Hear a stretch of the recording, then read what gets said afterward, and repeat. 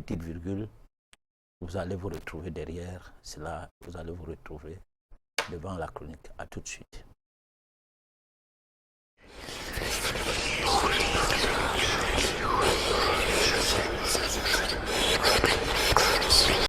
Mari et épouse de nuit, sexualité occulte.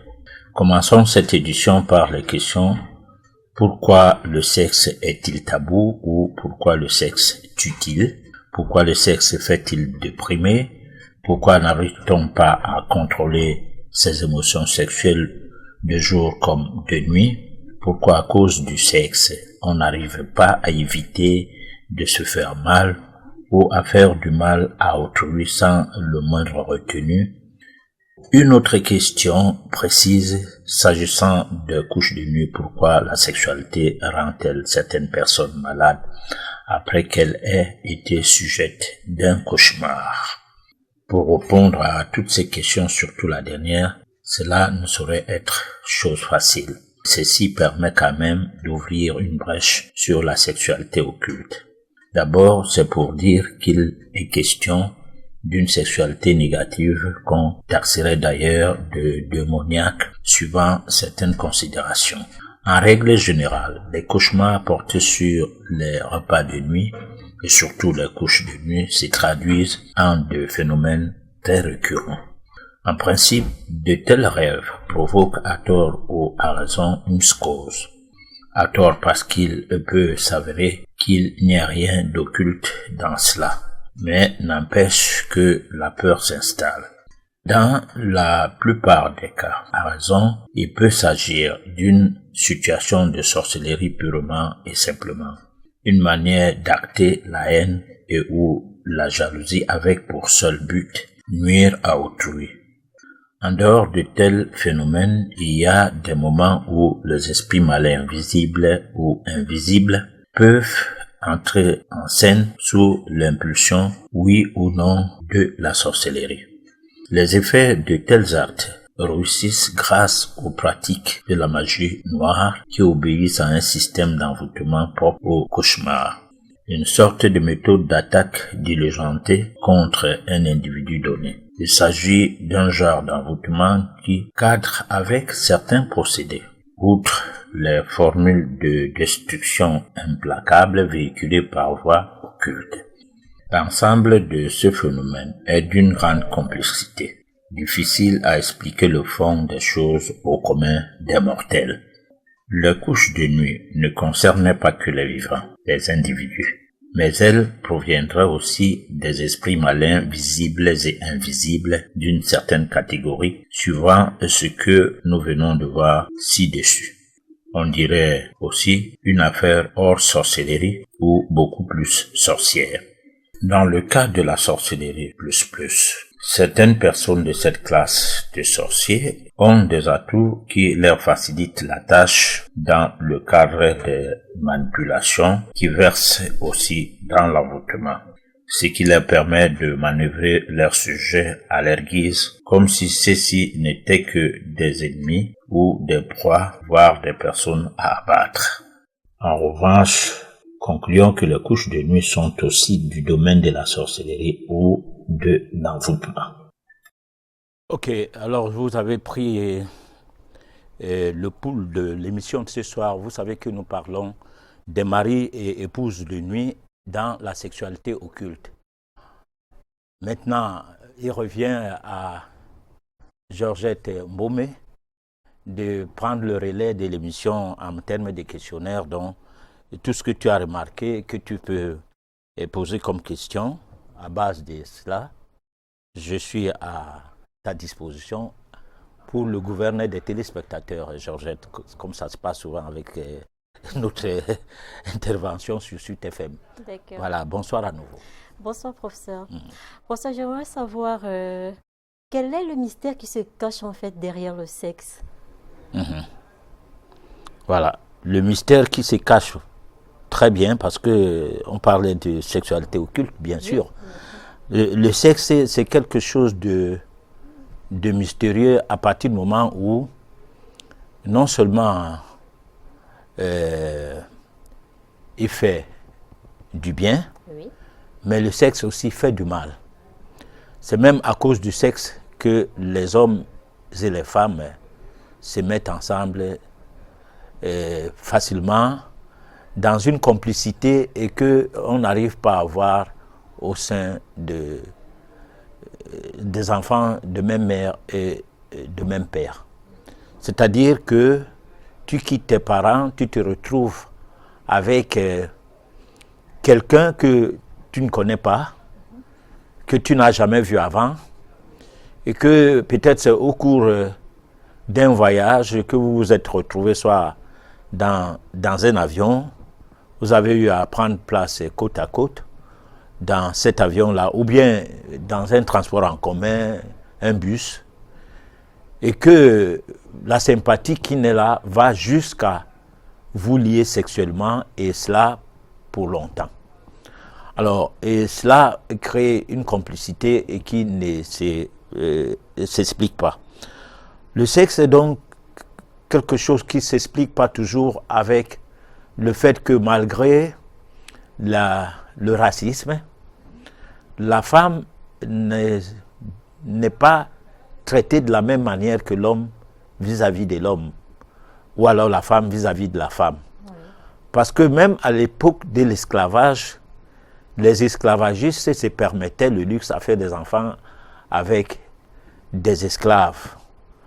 Et au point où on n'avortait même pas la femme. Pourquoi? Parce que on ne trouvait pas en cela quelque chose de mauvais. C'est vrai, on a donc l'impression que c'est quelque chose de banal. Oui. Non, le sexe, c'est quelque chose de très occulte. Son côté occulte, c'est ce qui fait donc effet dans tout ce que je viens d'expliquer là. À cause du sexe, on peut tuer, on peut se tuer, c'est-à-dire on peut se pendre, on peut dépenser tout son argent, on peut perdre la raison, on peut se retrouver dans une situation où on est incapable d'expliquer qu'est-ce qui vous arrive, on déprime, on stresse. Alors, maintenant, on peut utiliser le sexe dans des manœuvres d'enchantement, dont les charmes, et cela peut se traduire dans d'autres pratiques qui se manipulent ou bien qui sont manœuvrées par les sorciers ou bien des envoûteurs. Et c'est là où nous débouchons dans ce qui peut être des couches de nuit. Voilà. Ok, parlons des couches de nuit, professeur. Tout le monde en souffre. Est-ce qu'il y a un âge? Est-ce que les plus petits... Disons que beaucoup de gens en souffrent. Moi, je vais dire, bon, d'accord, beaucoup de gens en souffrent. Voilà. Est-ce qu'un enfant de 5 ans ou alors de 10 ans peut également souffrir de cette maladie? Est-ce que, en passant par des couches de nuit, un enfant de 10 ans peut attraper une maladie? Non. Je pense que les couches de nuit sont déjà quelque chose qui ne touche pas les petits-enfants. D'accord. Parce que c'est des gens qui sont sexuellement actifs. D'accord. Qui sont sous l'emprise des mécanismes vibratoires qui concernent ces pratiques-là. Ok. Est-ce qu'une personne, les grandes personnes, un adulte, si vous voulez, peut attraper une maladie sexuellement transmissible à travers les couches de nuit? Oui. Il est possible que vous ayez une maladie, n'importe laquelle, mais particulièrement des maladies qui sont en rapport avec le sexe, oui, à travers les couches de nuit. Parce que les couches de nuit peuvent provoquer un avortement, les couches de nuit peuvent provoquer une situation de IST, d'infection sexuellement transmissible. C'est vrai que cela concerne un cas sur 100. Ce n'est pas quelque chose de très régulier. On peut donc estimer que les couches de nuit ne sont pas forcément une situation ou un phénomène qui peut rendre malade sexuellement aux gens facilement. Mais on peut aussi dire que les maladies qu'on a contactées pendant les couches de nuit sont difficiles à guérir dans les hôpitaux. C'est-à-dire que c'est des maladies qui ne sont pas physiques, ne sont pas non plus psychiques seulement, mais ont une double dimension et agissent sur une dimension supérieure. Disons, on peut parler de la dimension supra-consciente, une dimension qui est au-delà des mécanismes physiques du corps. Alors, à partir de ce moment, les méthodes classiques qu'utilisent les médecins ne peuvent pas être favorables pour obtenir une satisfaction. Déjà, les antibiotiques ne vont pas agir parce qu'elles ne sont pas programmées à la base pour agir sur le subtil. Les antibiotiques agissent sur du concret. Étant donné que lorsqu'on étudie la molécule, y compris par exemple l'excipient, les composants de l'excipient, on n'a pas affaire avec l'énergie, on a plutôt affaire avec la circulation du sang de manière normale.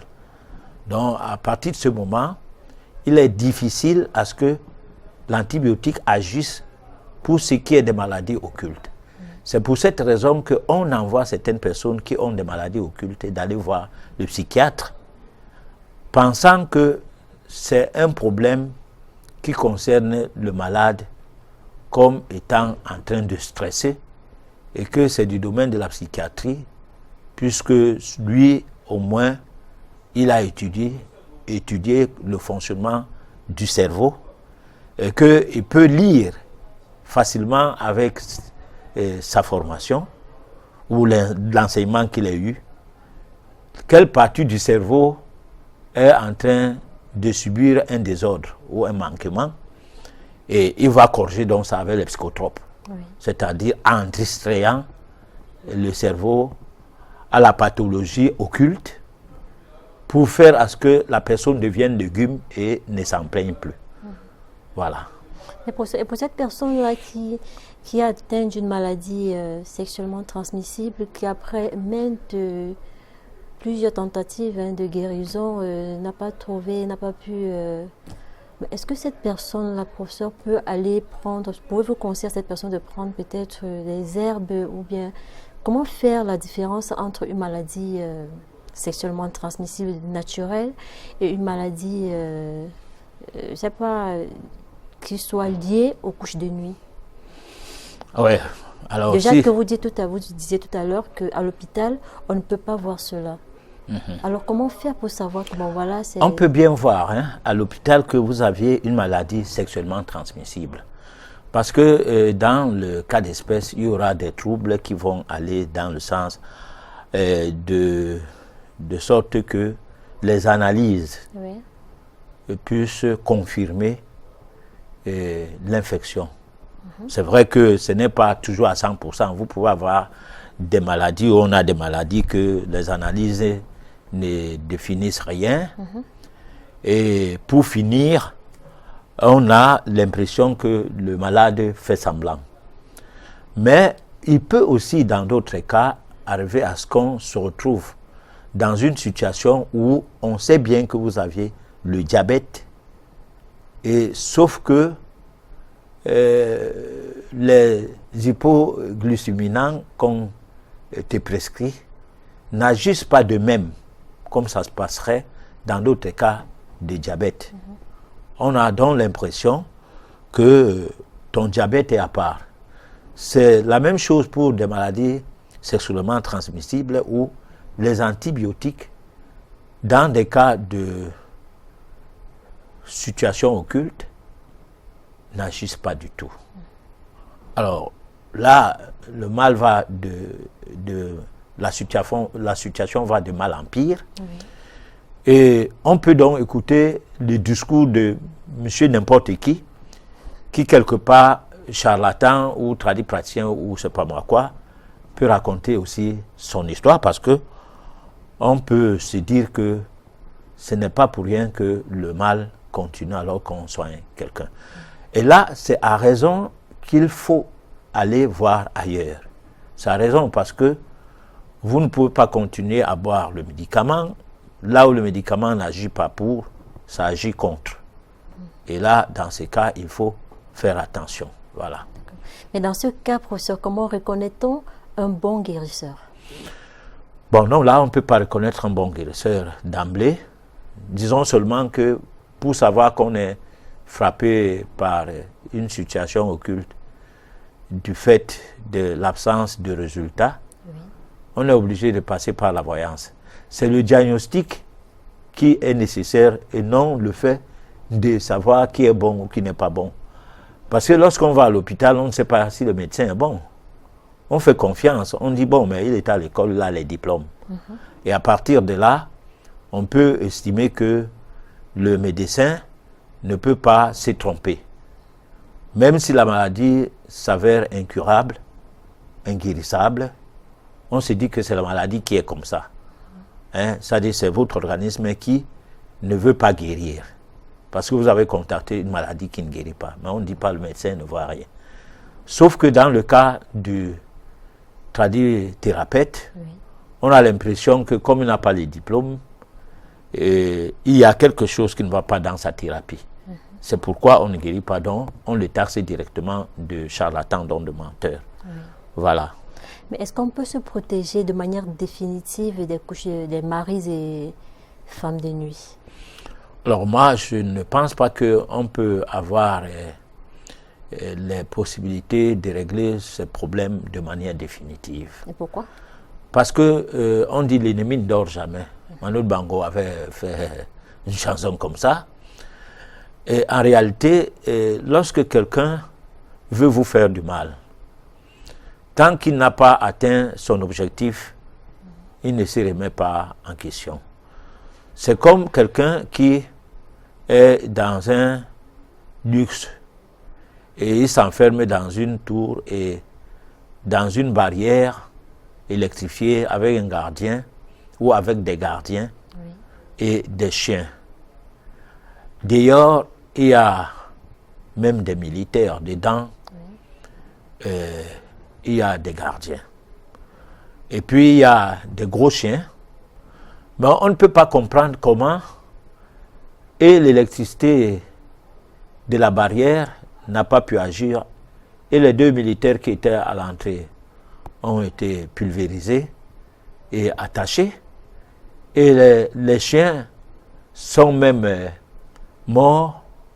On ne sait pas par quel mystère où on les a empoisonnés avec quelqu'un qui fait le forfait, qui veut faire ce forfait, ou il était seul ou ils étaient à combien, et que monsieur et madame sont licotés dans le matelas, la bouche attachée, les yeux attachés, et que tout a été ramassé dans la maison. Donc l'ennemi ne dort jamais. Chaque fois que la personne qui vous veut du mal passe devant votre barrière, étudie fondamentalement comment vous atteindre. Donc les protections qu'on fait par le biais des supports n'ont pas toujours de pesanteur à pouvoir mettre quelqu'un à l'abri de manière notoire contre quoi que ce soit. Ce n'est pas toujours évident. Vous pouvez être protégé pour un temps, mais la personne qui vous veut du mal rebondit. Souvent, dans les pratiques traditionnelles d'avant, lorsque quelqu'un était censé être attaqué par des voisins, les membres de la famille, ou ressentait une menace, il y avait des pratiques qui éliminaient directement la personne menaçante. Ces pratiques étaient telles qu'on plantait un dispositif à côté de la maison ou à côté du jardin, dans la zone de la cour de la maison, derrière, devant ou quoi. Et on conjurait le fait que si quelqu'un se permet de m'attaquer par n'importe quel moyen, par la sorcellerie, l'envoûtement ou par des pratiques de la magie noire, de quelque nature que ce soit, que ces derniers soient mis à mort ou que le comte puisse le frapper en un choc en retour. Alors, on ne citait pas le nom de qui que ce soit, on ne savait pas qui était derrière l'enjeu, parce que le voyant peut ne pas vous dire que c'est ton père, c'est ta mère, c'est ton cousin, c'est ton oncle, peut tout simplement élucider le fait que vous avez un ennemi dans votre entourage ou dans votre famille. Et puis, celui qui fait donc cette pratique ne va donc pas se prononcer sur une personne précise. Et d'abord, c'est même interdit de citer le nom de quelqu'un dans ces pratiques. Pourquoi? Parce que c'est comme si tu le visais personnellement. Et si ce n'est pas lui, ça retourne contre toi qui est prononcé ton nom. Parce que c'est la justice, on peut dire divine, parce que c'est des procédés naturels. Oui. C'est des formules naturelles, ce n'est pas de la magie noire. C'est-à-dire que ce genre de choc en retour n'ont rien à voir avec le fait d'avoir envie de faire du mal à qui que ce soit, mais plutôt se protéger. Voilà. D'accord. Alors, on va passer à la deuxième chronique de ce soir. Nous convions les téléspectateurs à bien suivre ces chroniques. L'émission ce soir prend une autre forme, mais ça reste la même émission avec les mêmes articulations. À tout de suite donc.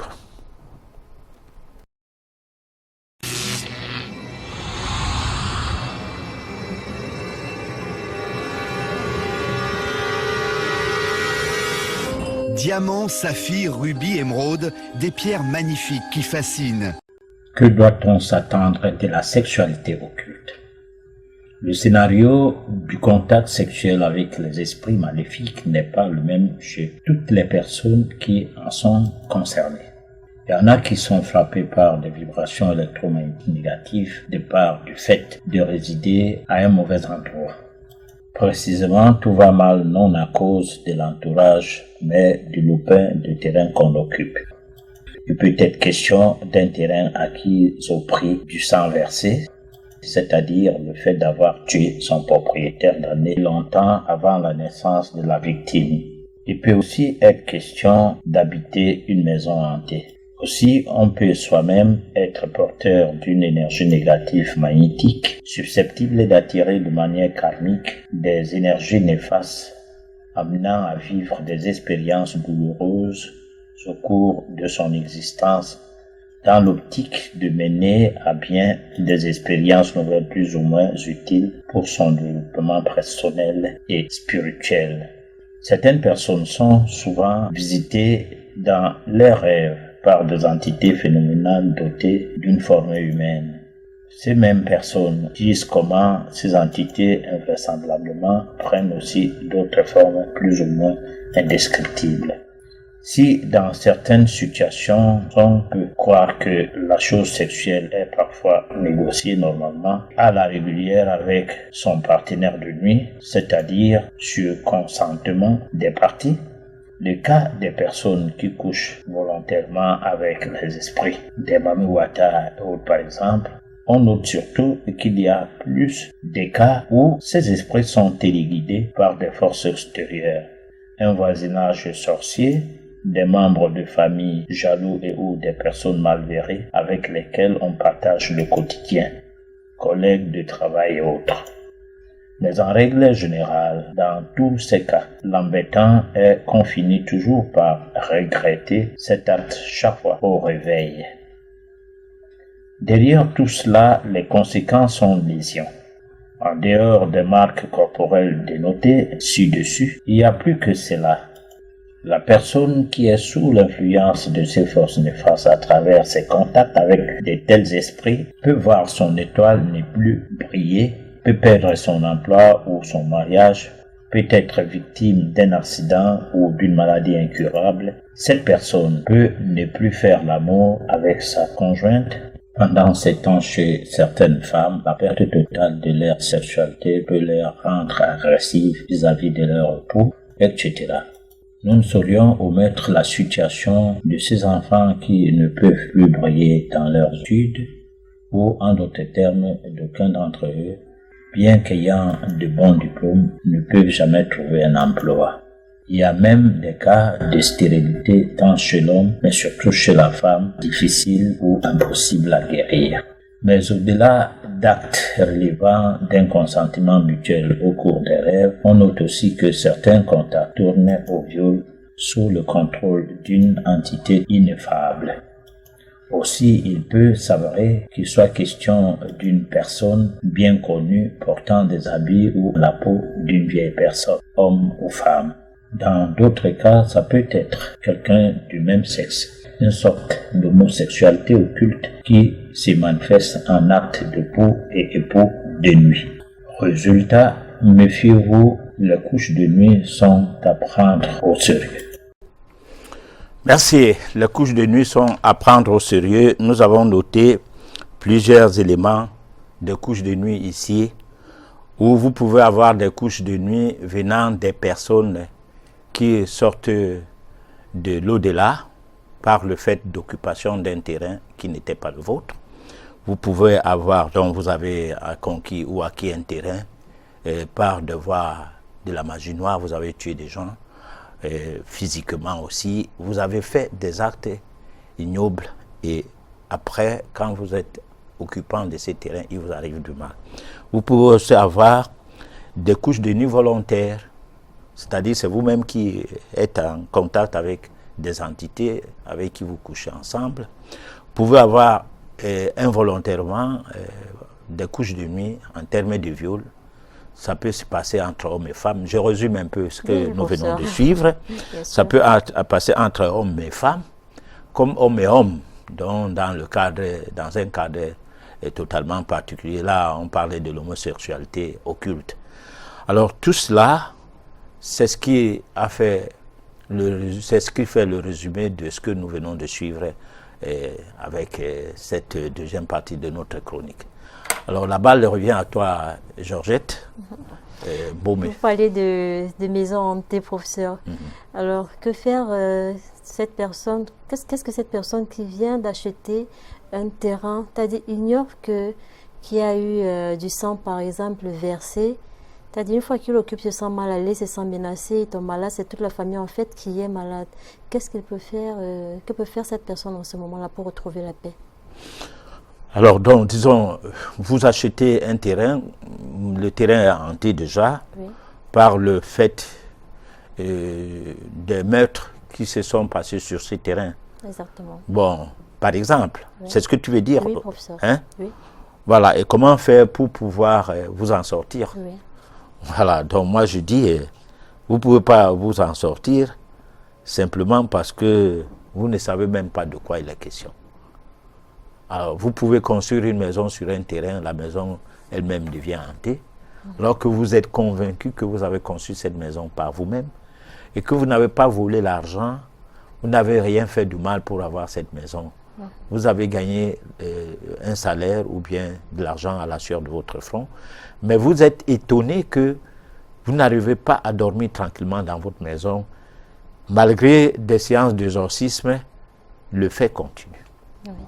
Cela peut donc être question d'une situation où la personne qui vous a vendu ce terrain, elle-même, le terrain ne l'appartenait pas. Elle a dû manigancer et elle a produit du moins, elle a tué, elle a éliminé le propriétaire de ce terrain. Elle s'en est appropriée. Elle a eu un titre, la personne en question a eu un titre foncier qui lui permet à son tour de vendre ce terrain. Et parfois, en vendant même le terrain, il a constaté que de temps en temps, quand il partait y faire des travaux, on l'assommait. Et là, il s'est dit, il faut que je me débarrasse vite de ce terrain-ci. Mais vous ne serez pas au courant. C'est comme quelqu'un qui vous vend une voiture gâtée. Il ne vous dira jamais pourquoi il se libère de cette voiture. Il se débarrasse de cette voiture. C'est la même chose que vous pouvez donc tomber sur une situation de terrain hanté.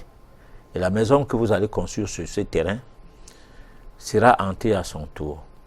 Vous allez pouvoir construire parce que vous n'êtes pas directement concerné par le problème, mais malheureusement, les esprits du mal et les esprits des personnes éliminées par les forces du mal vont donc venir habiter la maison et rendre la maison invivable. Alors c'est une occupation normale des lieux par ces entités qui se retrouvent finalement dans leur cadre de vie. Malgré qu'elles soient passées de l'autre côté. Voilà. Mais pour cette personne est ignorante. Ça veut dire quoi? Qu'est-ce qu'il faut faire? Alors, ce qu'il faut faire, c'est de chercher à savoir pourquoi votre maison est devenue comme ça. Mais si vous êtes très religieux, il y a des risques que vous faites que des prières. Et quand vous commencez à perdre les membres de votre famille, vous n'êtes pas alerté au premier décès. C'est lorsque ça atteint un certain seuil que vous vous mettez à vous poser la question que qu'est-ce qui se passe. Ou alors, si c'est que des bruits se font dans la toiture, au plafond, les pas, les choses se déplacent dans la maison, les gens marchent dans la nuit, dans la maison, et même quand les ampoules sont allumées, deux fois ça s'éteint seul, alors ça va vous produire un effet tel que vous devez abandonner les lieux. Parce que tout ce qu'on a fait n'est rien donné. Alors, mais parlant de couches de nuit, si c'est que c'est ces esprits-là qui couchent avec vous et couchent avec votre épouse, alors ça sera invivable. Oui. Vous aurez besoin d'aller dormir un peu ailleurs pour voir si c'est quel genre de rêve, si ces cauchemars-là sont simples. Alors c'est là que vous allez réaliser que lorsque vous êtes chez vous, il y a ces esprits qui viennent coucher avec vous et votre épouse et même votre fille ou vos enfants. Et là, une réflexion peut tomber dans le sens d'abandonner les lieux. Il y a plein d'endroits, même ici à Douala, où nous passons cette émission, où je connais des endroits, il y avait une maison, on a été obligé de casser ces maisons. Il y a un endroit à Bali comme ça, et c'est un quartier de Douala, où, je crois, Douala premier, où en réalité, la maison étant hantée à un niveau, finalement, personne ne louait plus cette maison, et on a rasé carrément cette maison, le terrain est resté nu. Bon, c'est pas, on attend quand, pour reconstruire une autre maison là où on attend que ces esprits partent, où cet endroit va rester comme ça jusqu'au moment où un preneur qui est capable de déjouer les forces négatives, les forces occultes de ces esprits pourra bien gagner le combat et s'y installer. Voilà. D'accord. Professeur, est-ce qu'il y a un moyen d'inviter les couches de nuit ou bien c'était nous un moyen de le faire? Oui, on peut faire le couche de nuit à un ennemi. C'est-à-dire, comme je suis là, si je veux nuire à une personne, je peux télécommander les couches de nuit très très puissamment qui vont embêter la personne à qui je veux faire du mal. Alors, c'est ce qui se passe avec les sorciers. Ça se passe aussi avec des initiés, mais sauf que pour les initiés, il n'est pas autorisé de le faire. Les techniques qu'on peut utiliser pour faire sont plutôt utilisées pour défaire. C'est pourquoi on doit connaître. On ne peut pas dire que vous allez empêcher une situation de couche de nuit à quelqu'un alors que vous ne savez pas comment ça se passe. Et en sachant comment ça se passe, vous savez ce que c'est que le karma. Vous ne pouvez pas vous permettre le luxe de faire en sorte que la personne qui devrait être protégée par vous, vous étant métaphysicien, vous soyez plutôt quelqu'un de dangereux pour les autres. Donc, l'initiation nous permet de savoir l'engagement à prendre pour faire du bien et non pour faire du mal. Parce que si on s'engage à faire du mal, on sera frappé par un choc à retour. Et le choc à retour peut provoquer une situation boumérante beaucoup plus chez l'initié que chez le non-initié. Parce que les lois que tu manipules sont telles que tu connais l'ampleur de ces lois. Oui. Et il y a des raisons, ou il y a une bonne raison, à se retrouver face en face à ces lois, ou contre ces lois, ou ces lois contre vous, que vous ne pouvez plus les déjouer. Et là, puisque vous connaissez l'ampleur de la chose, vous êtes beaucoup plus exposé, même psychologiquement, parce que vous savez que ce que vous faites est dangereux. Contrairement à celui qui agit naïvement et qui ne sait pas sur quel danger il peut se retrouver à un moment donné dans ses pratiques. Le cas des sorciers. Parce que le sorcier, c'est un félin où le reste des gens, c'est proie. Il est un prédateur. Alors, il a une longueur d'onde de plus parce qu'il voit du jour comme de nuit. Son troisième œil est développé. Il sait bien voir que celui-ci ne peut rien me faire. Il n'est qu'une femme ou il n'est qu'un agneau. Moi, je suis un tigre. Et là, il bondit sur toi, il te dévore tranquillement dans la nuit et commence en toi une certaine maladie qui va évoluer petit à petit et directement les choses vont changer dans votre vie au point à commencer à faire des hôpitaux, à visiter les marabouts et fin de compte à en mourir. Voilà. Mais professeur, quand est-ce qu'on doit se laver? Faire un lavage. Tout à l'heure, vous avez dit que l'ennemi ne dort jamais. Alors, si moi, aujourd'hui, je décide d'aller voir un voyant et qu'il me dise, il faut qu'on fasse un lavage, madame. Je fais sur moi. Le mois prochain, est-ce que je dois encore refaire? La semaine prochaine, avec quelle fréquence, en fait, doit-on le faire? Ah ouais, je crois que, si je comprends bien, tu veux savoir que puisque j'ai dit qu'on ne peut pas se protéger, c'est ça, voilà. Vous avez dit et que comment ça peut se passer? Est-ce qu'il faut se laver tout le temps? Oui. Ah, c'est ça ta question. Bah, ok, parce que je ne sais pas bien le sens de la question. Bon, alors, c'est que je puisse dire, c'est que on ne peut pas se permettre le luxe d'être à la solde de gens qui vont vous laver, relaver, laver, relaver. C'est pour cette raison que tout le long de cette émission, d'édition en édition, nous essayons de dire aux gens, entre le bon Dieu, comme le disent d'aucuns, et vous, il n'y a pas d'intermédiaire. Alors chacun de nous doit grandir. Si on te lave aujourd'hui, on te lave demain, et tu te fais laver toute ta vie, c'est comme tu en fais donc un culte. Oui. Parce que les gens qui vont dans les lieux de culte, c'est pour prier dans ces lieux toute leur vie. Alors, ils sont des petits-enfants qu'on aide à traverser la route. Et ils ne seront jamais à même seuls capables de traverser la route. Alors, ça veut dire qu'ils ne vont jamais grandir. Parce que, comment on grandit? On grandit que tu es bébé. On cesse de te porter. Ou quand on ne veut pas cesser de te porter, toi-même, tu commences à refuser qu'on ne te porte pas. Tu veux descendre. Il y a les bébés qui ne veulent pas rester sur les bras des gens. Ils veulent descendre, marcher aussi comme tout le monde. En marchant, on met les barrières pour que tu ne sortes pas. Parce qu'à ton âge, tu ne dois pas aller dans les zones où tu peux te retrouver dans la route. Tu forces, à un moment donné, toi-même, tu commences à déplacer ces barrières. On te met donc dans l'enclos. Jusqu'à ce que tu sois capable d'ouvrir les portails de la grande barrière et se retrouver dans la rue. Et à partir de ce moment-là, on ne peut plus continuer à te contenir.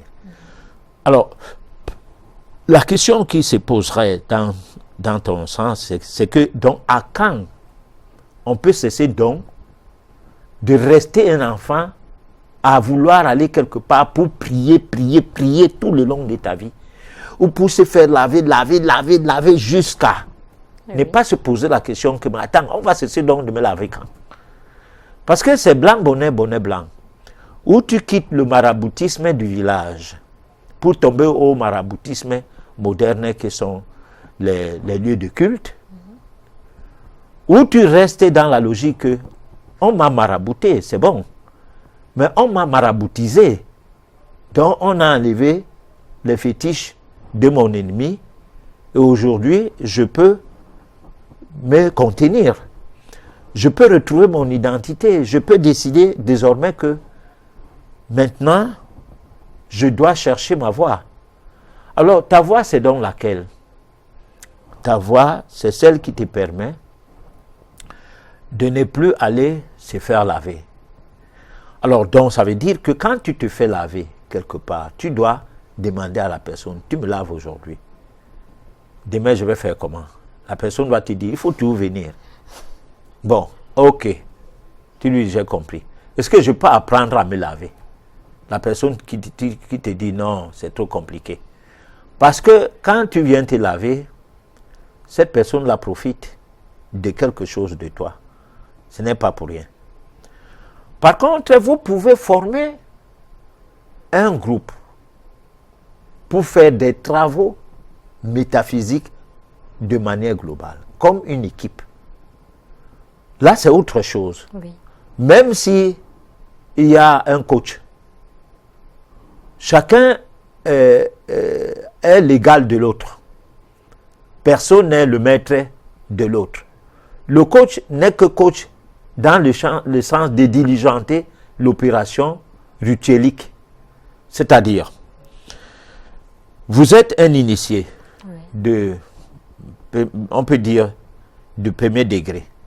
Les autres sont les initiés de deuxième degré. C'est comme une classe. Alors, toi, tu coordonnes les opérations, mais tu n'es pas leur gourou. Leur gourou dans le sens à ce que ils ne se reconnaissent pas comme étant des entités au même titre que toi, mais comme étant des subalternes et des subordonnés qui doivent faire trop attention. Alors, ça arrive dans des sociétés secrètes, des arts, d'écoles initiatiques d'un certain genre. Mais, de manière humble, le maître reste le maître parce qu'il doit gérer un groupe de gens qui, ensemble, font des travaux, comment on peut dire, d'équipe pour atteindre certains buts. Parce qu'on dit l'union fait la force. Oui.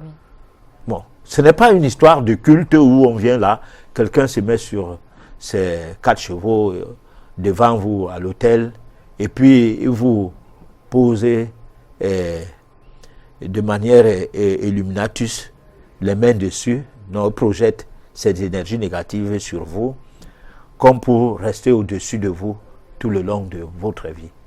Et ceci, parfois, quand il en finit avec vous, à la mort, c'est son enfant qui prend le relais.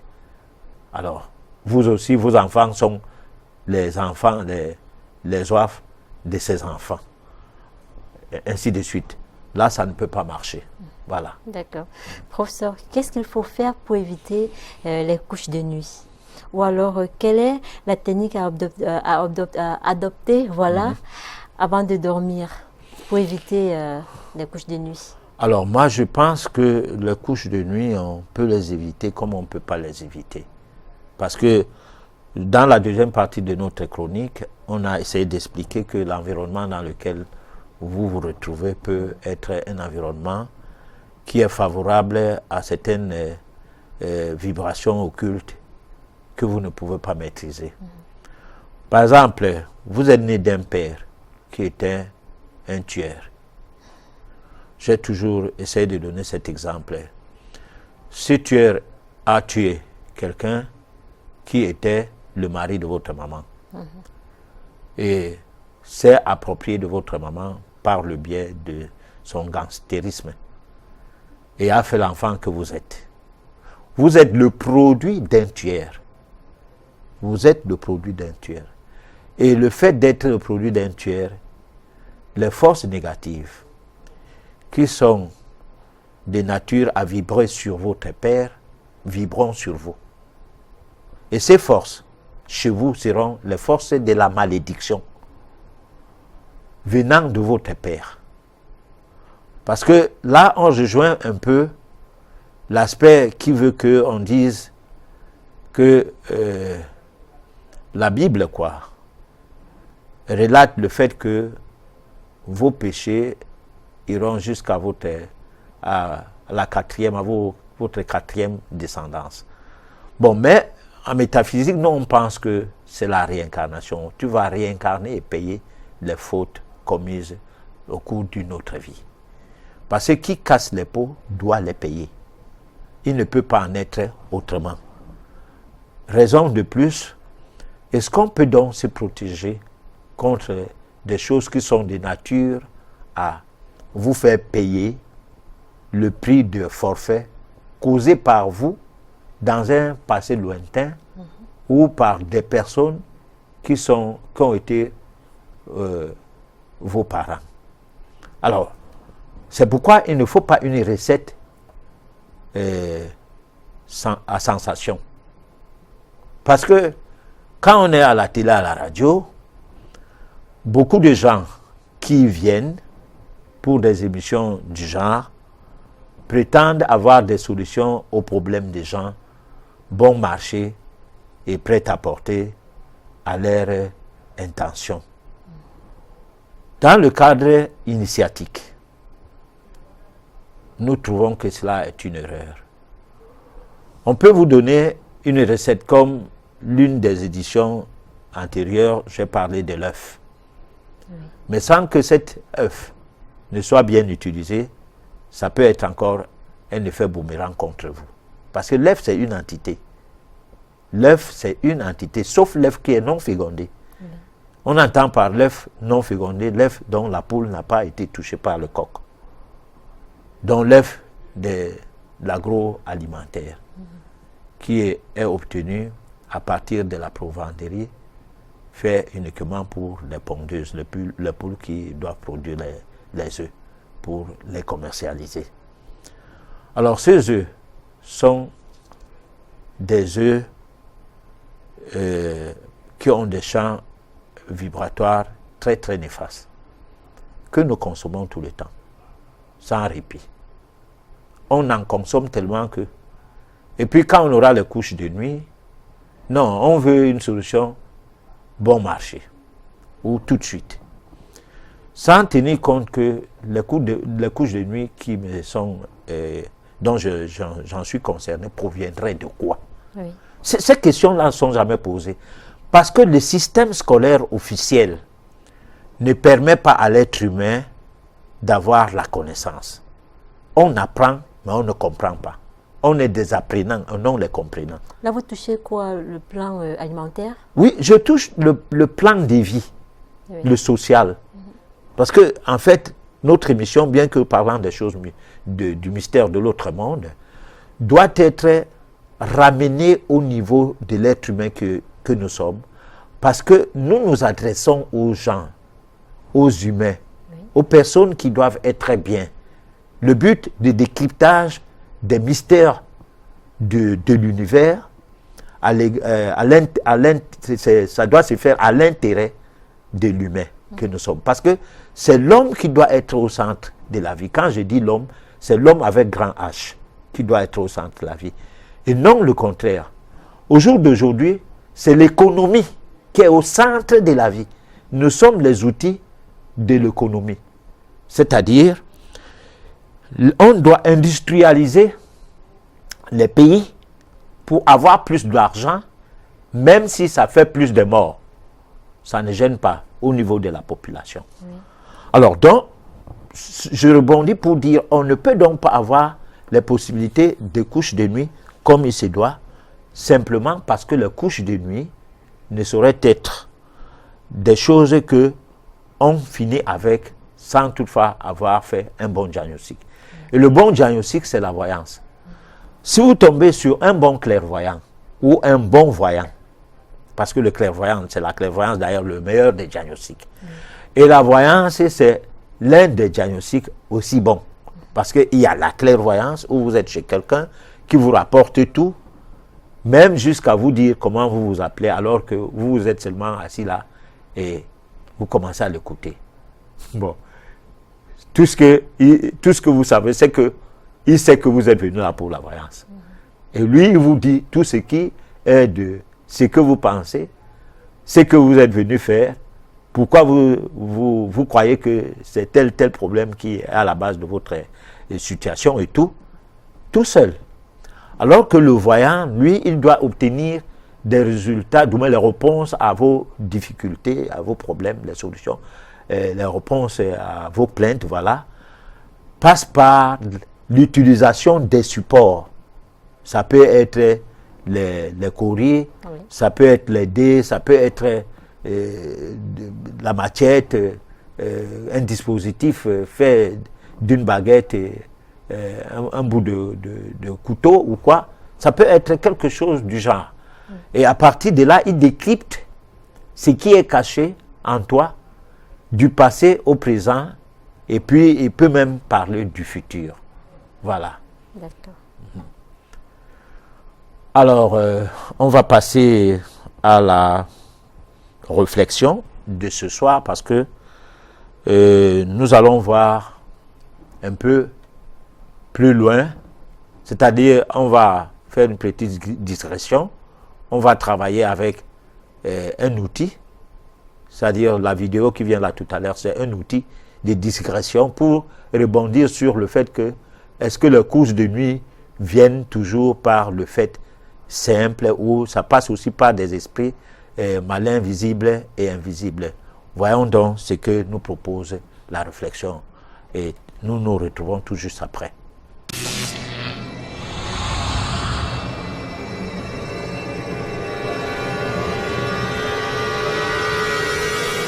Diamants, saphirs, rubis, émeraudes, des pierres magnifiques qui fascinent, mais qui se révèlent aussi parfois dangereuses.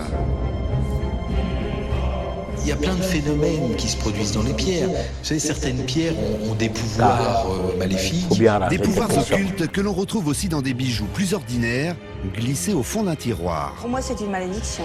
Alors, quelles sont ces précieuses parures qui ont fait le malheur de leurs propriétaires? Enquête sur des bijoux maudits. Les pierres n'ont aucun secret pour Patrick Voileau. Depuis 30 ans, ce gémologue parcourt le monde à la découverte des plus beaux spécimens. Et les histoires étranges de bijoux porte-malheur ne le surprennent plus. Je suis toujours très sceptique sur le fait de porter des bijoux dont on ne sait pas d'où ils viennent. Parce qu'ils ont forcément vécu des choses, ils ont été offerts pour certaines raisons, ils ont côtoyé la vie d'une personne pendant des années, et des choses bien, des choses mal. Bon, est-ce qu'ils sont capables d'emmagasiner ces choses bien et ces choses mal ? Il m'est impossible de le dire, mais il y a une chose certaine, c'est que certains bijoux peuvent être très négatifs sur certaines personnes. Et l'histoire est jalonnée de ces merveilles maléfiques. Étrangement, ce sont souvent les pièces les plus belles et les plus rares qui sont à l'origine des pires tragédies. À l'image du Koh-i-Noor, trésor de la monarchie anglaise. Même la reine Victoria a fait marquer dans son testament qu'il est interdit aux hommes de le porter, parce que tous les hommes qui l'ont eu sont morts de mort violente. Et qu'il devra rester dans le trésor royal et qu'il devrait être porté par les femmes. D'ailleurs, aujourd'hui, il est sur la couronne de la reine-mère. Pourtant, les malédictions ne frappent pas que les joyaux de la couronne. Noël en a fait la mère expérience. Il y a 20 ans, lorsque son mari lui offre ses colliers, elle ignore que sa vie va peu à peu virer au cauchemar. Ça commence à chauffer. Je me sens mal, là. Déjà là, quand je les tiens dans les mains, c'est... je vais les reposer. Vous vous sentez mal? Oui, je me sens mal. Qu'est-ce que ça vous fait? Ça me picote. Rien qu'à les toucher? Oui. Je me sentais très mal. Des nausées, des vertiges, et puis cet effet de chaleur qui augmentait sur la journée. Outre les brûlures, les jours où elle porte ces fameux colliers, les catastrophes s'enchaînent. Accrochage en voiture, problèmes financiers, difficultés professionnelles, le sort semble s'acharner. Les bijoux qui me porteraient malheur, c'est vrai qu'au début, c'est un peu flou. Et puis après, on se rend compte qu'il y a quand même une malédiction dessus parce qu'il y a certaines choses qui arrivent et puis certains phénomènes qui sont là. Des phénomènes étranges dont Noël n'est pas l'unique victime. Depuis 40 ans, un diamant inestimable dort dans un musée de Washington. Cette pierre sublime aurait provoqué la mort de plusieurs de ses propriétaires. Elle décime la famille Hope, des banquiers anglais. Totalement ruiné, le dernier descendant la revend à un magnat de la finance, Ned McLean, pour une bouchée de pain. Lui non plus n'échappera pas à un tragique destin. Madame McLean, elle, était contente d'avoir le diamant. Elle disait qu'il lui portait bonheur. Néanmoins, un de ses enfants, à l'âge de 8 ans, s'est enfui de la surveillance de son précepteur et il a été écrasé par une voiture. Donc McLean, désespéré, a sombré dans l'alcool et ensuite est devenu à moitié fou. Son fils plus âgé, lui-même, s'est suicidé avec des somnifères. Donc, l'ensemble de ces choses, je pense que le diamant n'aura pas porté bonheur en réalité. Dernier propriétaire en date, le célèbre joaillier Harry Winston. Pour conjurer le sort et protéger sa famille, il préfère en faire don à un célèbre musée américain. Depuis, la malédiction du Hope semble en sommeil, mais d'autres joyaux sont encore nombreux à exercer leur étrange pouvoir. Peut-être même se cache-t-il dans votre propre coffre à bijoux. Alors, vous avez suivi qu'il se passe quelque chose parce que quand on décrivait tout à l'heure des maisons, des terrains qui peuvent être la cause de couches de nuit, ainsi que des maisons qui en quelque sorte seraient des maisons hantées, alors cet élément vient corroborer avec un autre aspect des choses, du moins corroborer avec nos propos pour un autre aspect des choses, afin que on voit clair sur le fait des vibrations électromagnétiques qui se cachent derrière des phénomènes incompris par le commun des mortels. Donc, Georgette, oui, je crois que ta réaction en vaut la peine. Le professeur, ce que je veux savoir, c'est qu'est-ce qui peut tuer dans les bijoux? Alors, justement, les bijoux peuvent tuer des vibrations que ces bijoux-là émettent, qui peuvent être quelque part néfastes et provoquer un mécanisme électromagnétique, disons, nuisible. Oui. C'est-à-dire qui peut aller dans le sens à perturber le fonctionnement des cellules. Toutefois, ces bijoux sont en contact avec la personne et qui doit subir. Alors, parce que lorsque nous mettons quelque chose sur la peau, qui est en contact de notre peau, on a l'impression que la peau, c'est une enveloppe qui est fermée, qui n'a pas de contact avec les cellules à l'intérieur du corps. Pourtant, c'est faux. La peau est un organe. C'est un organe. Le fonctionnement, tant à l'intérieur qu'à l'extérieur, se fait de manière synchronisée, au point où, si vous touchez à quelque chose, ça peut entraîner une réaction à l'interne, et cette réaction peut entraîner un dysfonctionnement cérébral ou alors un dysfonctionnement circulatoire. Bref, ces dysfonctionnements peuvent entraîner l'arrêt du fonctionnement des organes, particulièrement le cœur, ou l'arrêt du fonctionnement du cerveau. Pour cela, il faut donc se dire que un bijou qui est de nature à produire des vibrations néfastes peut donc provoquer un désordre dans l'organisme d'un individu. Les vibrations des bijoux peuvent aussi aller au-delà de l'homme. Du moins, on peut déposer les bijoux sur une table, au chevet du lit, sur une table ou au chevet du lit, dans la chambre. Et la nuit, le bijou va se transformer en serpent et va venir vous étouffer. Par contre, si on met ça dans son coffret, les vibrations auront peu d'effet à pouvoir quitter le coffret et venir de nature de manière à se transformer en serpent ou en quoi, je ne sais pas moi.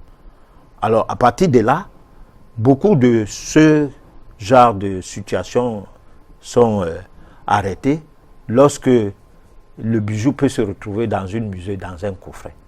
Bon, comme dans le cas de la vidéo que nous venons de visionner. Alors donc, c'est ces vibrations-là qu'il faut analyser avant même l'achat du bijou, ou bien avant de recevoir les bijoux. Moi, je fais difficilement des cadeaux, des choses aux gens. Parce que au cours d'un anniversaire, vous pouvez décider d'acheter un bijou à quelqu'un, mais le bijou que vous avez acheté a été volé, on a tué la personne, du moins a été extirpé des bras d'une personne qu'on a tuée à cause de ces bijoux. C'est-à-dire, prenons par exemple un agresseur qui vous réclame votre chaîne ou bien votre bague et que vous refusez et qui commence à vous brutaliser, à vouloir arracher ça et tout.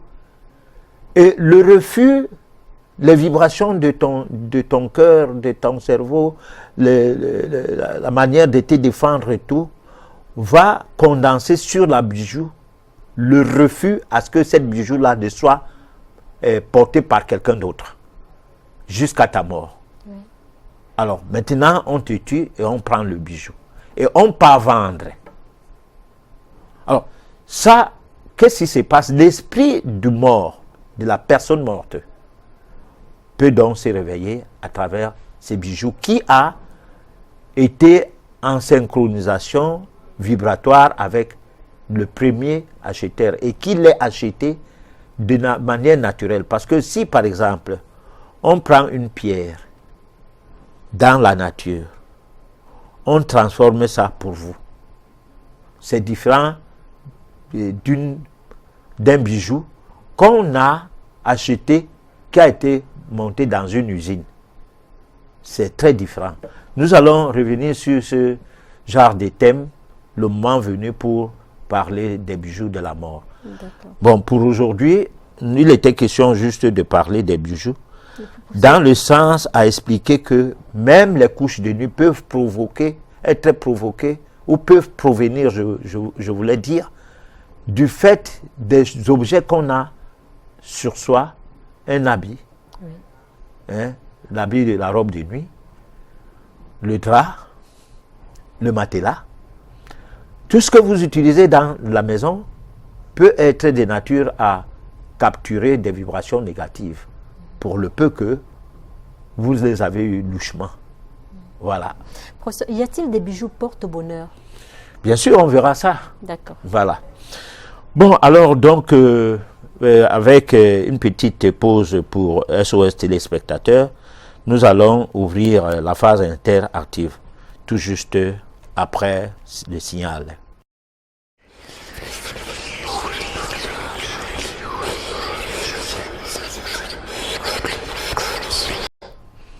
Voilà, nous revoilà ensemble pour quelques 20 minutes ou 25 minutes encore pour suivre pas à pas la réaction des téléspectateurs, lesquels téléspectateurs nous demandons de nous envoyer des SMS au numéro qui s'affiche sur le bas de leur petit écran, sans toutefois appeler sur ces numéros parce qu'on ne les répondra pas. Mais nous allons essayer de tout faire pour répondre le maximum possible aux SMS qui nous parviendront. Donc je pense que tu es déjà prêt. Bien sûr, professeur. Bonsoir, comment chasser un mari de nuit? Alors chasser un mari de nuit, ça veut dire que vous êtes en train de faire une pratique, mais cette pratique ne peut pas être possible facilement. On dit souvent seulement aux gens en passant que le soir, vous pouvez croquer un bout de citron, c'est-à-dire la partie qui est accrochée à l'arbre, à la branche.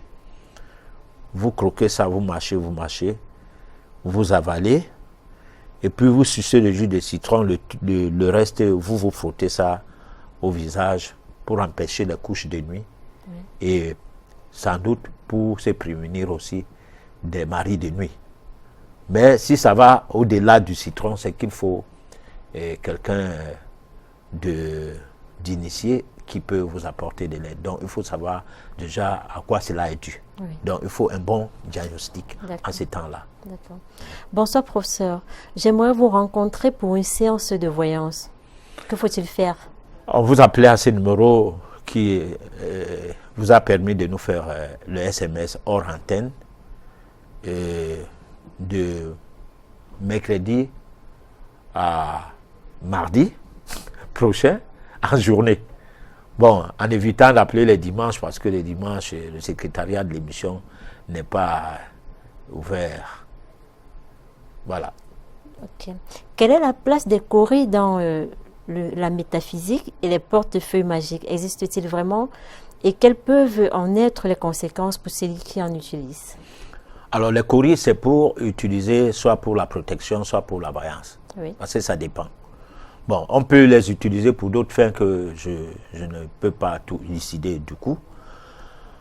Alors, maintenant, les portefeuilles magiques qui existeraient, ça existe dans le sens de gagner de l'argent facilement. On en a parlé lors du début de l'année. On a fait une série d'émissions où on a essayé d'expliquer comment ça se passait. Il y a des portefeuilles magiques, de la magie noire qui vomit de l'argent. Et ces portefeuilles sont dangereux. On ne peut pas les conseiller aux gens. Parce que personne ne peut, sans rien faire dans la vie, avoir tout le matin un certain montant d'argent qui passe par un portefeuille dont il doit utiliser avant le soir, avant minuit.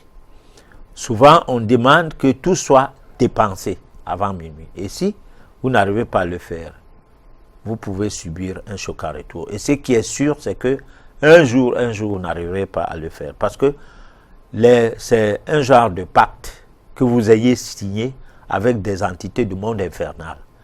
Et que, à un moment donné, puisqu'ils vous ont donné de l'argent sans contrepartie réelle, il faut maintenant mourir pour aller servir aussi le genre de ces lieux pour d'autres personnes qui sont dans le désir des services qui les rendent aux paresseux ou aux avides.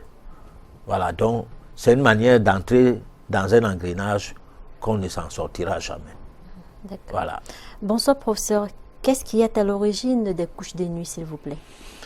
Il y a plusieurs facteurs. On a dit que si vous constipez, c'est-à-dire si votre gros intestin est trop surchargé, de façon à faire mal les selles, croyant que vous faites bien les selles, ou si vous constipez carrément, ou vous faites des jours et des jours sans aller aux selles, ne vous étonnez pas d'avoir des couches de nuit ou des cauchemars de tout genre.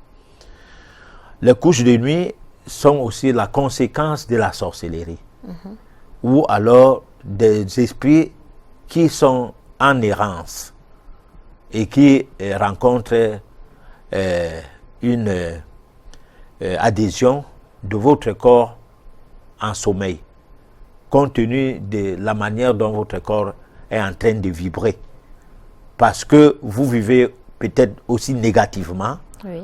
Alors, vous avez une alimentation ou un alcoolisme ou quoi, je ne sais pas moi, de nature à attirer des mauvaises entités. Et vous voilà facteur de couches de nuit. Comment faire pour vous consulter, professeur? Alors, on a dit le numéro qui s'affiche au bas de votre petit écran suffise pour savoir comment vous entretenir avec moi hors antenne. Parce que on peut voir si votre problème à partir du téléphone, on peut vous conseiller. Ou s'il faut prendre rendez-vous, qu'on se retrouve face à face pour s'entretenir. Oui. Bon, comme on faisait par le passé, on partait voir les patriarches dans le village avec le vin blanc, donc le vin de raffia, le vin de palme et la cola. Bon, et là, la personne pouvait aussi dégager 2 ou 3 secrets à votre intention. Je crois que l'Afrique doit revenir à ses bases initiales parce que c'est très nécessaire. Voilà. Alors, on a cette...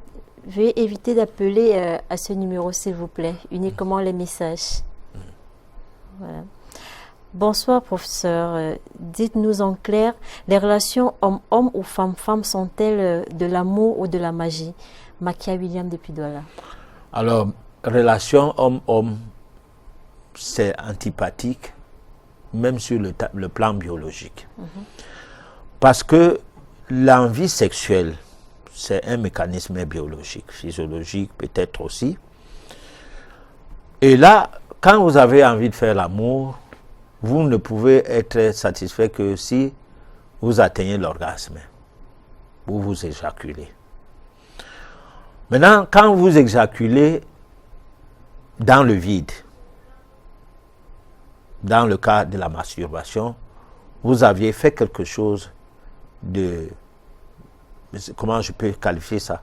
C'est-à-dire, c'est comme si vous avez lancé un caillou dans le vide, alors que ce n'est pas comme ça que vous devriez faire.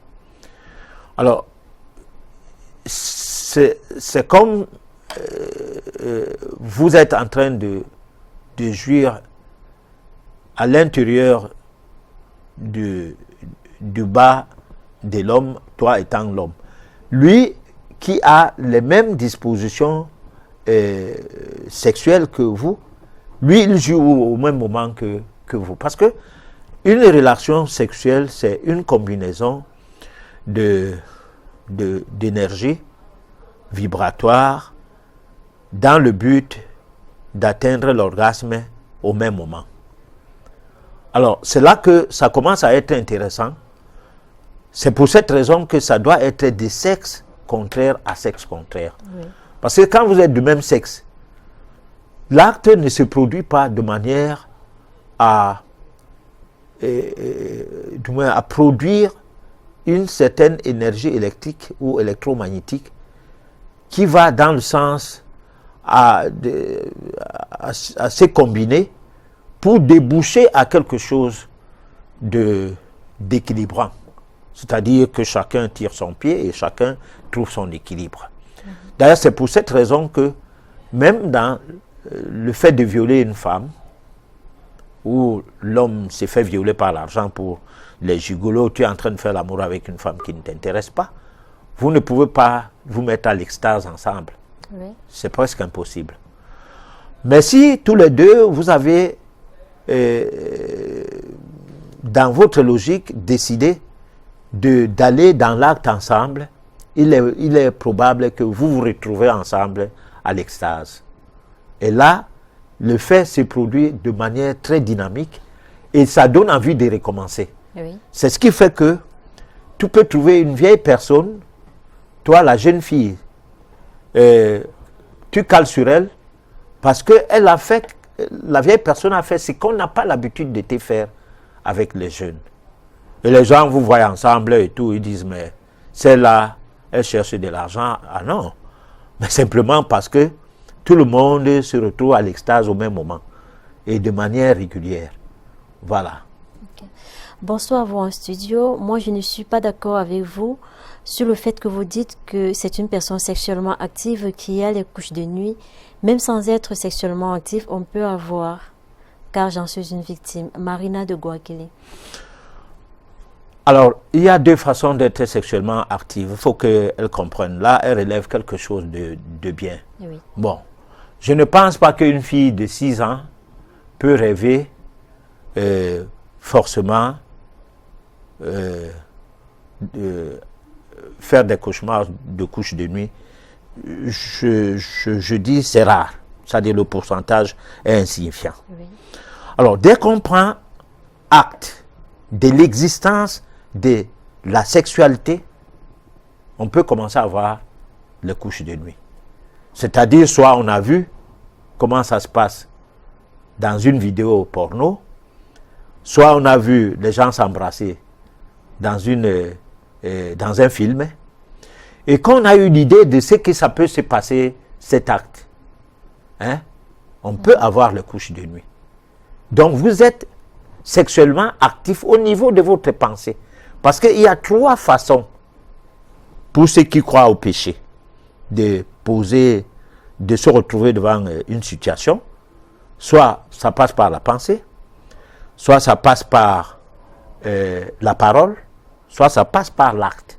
Oui. Celui qui n'a pas encore posé un acte sexuel n'est pas beaucoup différent de celui qui l'a posé déjà, si tous les deux ont les pensées sur le sexe, ne serait-ce que de la même manière.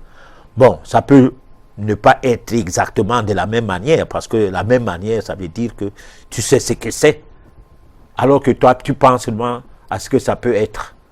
Bon, mais on pêche par la pensée, par la parole et par les actes. Donc, on est en activité sexuelle à partir du moment où les pensées convergent vers le sexe.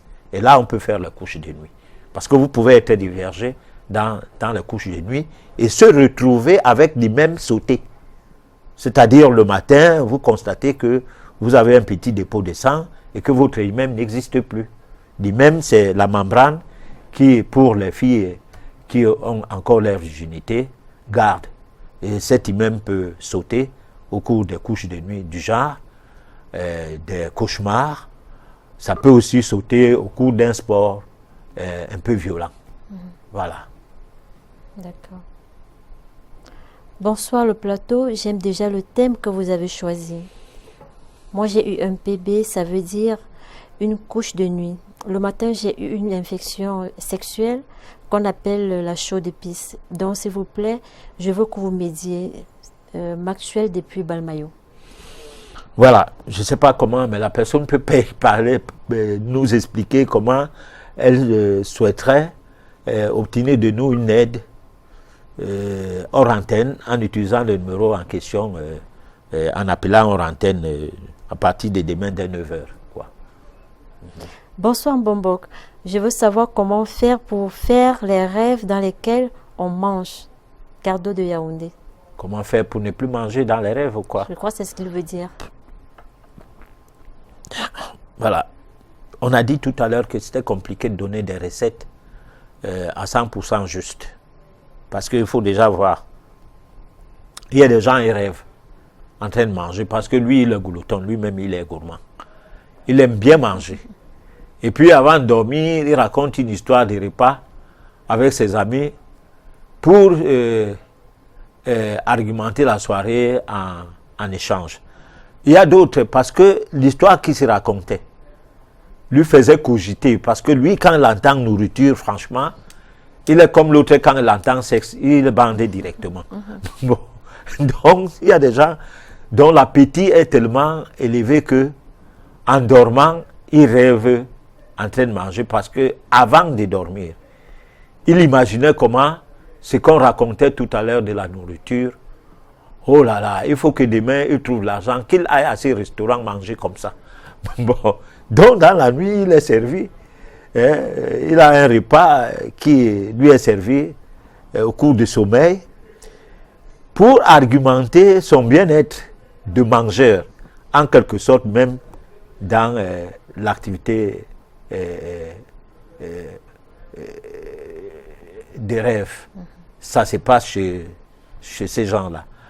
Alors, résultat, comment se prémunir? Moi, je ne saurais pas comment expliquer la chose. Parce que, en fait, à un moment donné, ça devient tellement récurrent, régulier et tout. On se pose la question que, mais attends, mais toutes les nuits, je vais donc manger. Et surtout que les mauvaises langues vont commencer à dire que quand on mange la nuit là-haut, ce n'est pas bien. Alors qu'il n'en est rien. Bon, donc je ne sais pas comment expliquer cela si je n'ai pas établi un diagnostic qui prouve que votre repas de nuit est censé vous nuire. Voilà. Alors, on a ce message de Élie de Bonapriso. J'aime cette émission. S'il vous plaît, dites-moi, une couche de nuit peut causer l'hémorroïde? Si oui ou non, comment soigner cela? Une couche de nuit peut causer n'importe quelle maladie, on l'a dit tout à l'heure, surtout des maladies inflammatoires. Ça peut causer ce type de maladie à tout moment. Alors, comment maintenant les soigner? Il faut les soigner naturellement. Il ne faut pas utiliser des antibiotiques. Donc, il faut trouver dans la nature des méthodes alternatives de soins. Auquel cas, il faut obtenir des conseils des personnes habilitées à vous produire des recettes simples, de nature à vous aider. Mais si vous commencez à faire avec la grande médecine, la médecine chimique, l'allopathie, il y a des risques que cela se complique. Voilà. Bonsoir à vous en studio. Moi, c'est Madame Mengue, depuis Yaoundé Damas. Mon mari est souvent victime des couches de nuit et depuis un bon bout. J'ai déjà tout fait, tout genre d'antibiotiques. Je suis toujours malade. Que faire? Aidez-moi. Alors, son mari, lui, a transmis une maladie infectieuse, sans doute, venant des couches de nuit. Bon, alors là, elle va appeler aux antennes parce qu'il faut comprendre, est-ce que son mari, elle a rêvé son mari en train de lui faire l'amour avant qu'elle ne soit infectée, ou parce que son mari est infecté dans les couches de nuit et qu'il l'ait infecté aussi. Là, il faut que la précision soit donnée, oui, afin qu'on oriente une réflexion. On n'est pas censé avoir la connaissance à tout faire ou bien à tout solutionner, à apporter des solutions à tout problème. Mais on peut réfléchir et tomber d'accord sur quelque chose qui peut porter de l'aide et qui peut porter un appui positif pour l'amélioration de l'état de ce couple. Oui. Voilà. On a ce message. Moi, j'étais une victime des couches de nuit, mais ma mère m'a dit de dormir avec des épingles sur ma culotte. Et depuis ce jour, je suis en paix. Que pensez-vous de cela, professeur? C'est possible. C'est possible. D'accord. Question. Peut-on guérir une maladie sexuellement transmissible contractée de façon occulte? Oui. Il faut d'abord commencer par faire une voyance, oui, et travailler sur le plan naturel avec les tradithérapeutes afin de voir si on peut prendre les antibiotiques dans les hôpitaux. Voilà, parce que c'est des étapes. Bonsoir sur le plateau, s'il vous plaît. J'aimerais connaître les causes, les sources des femmes et maris de nuit. Emma.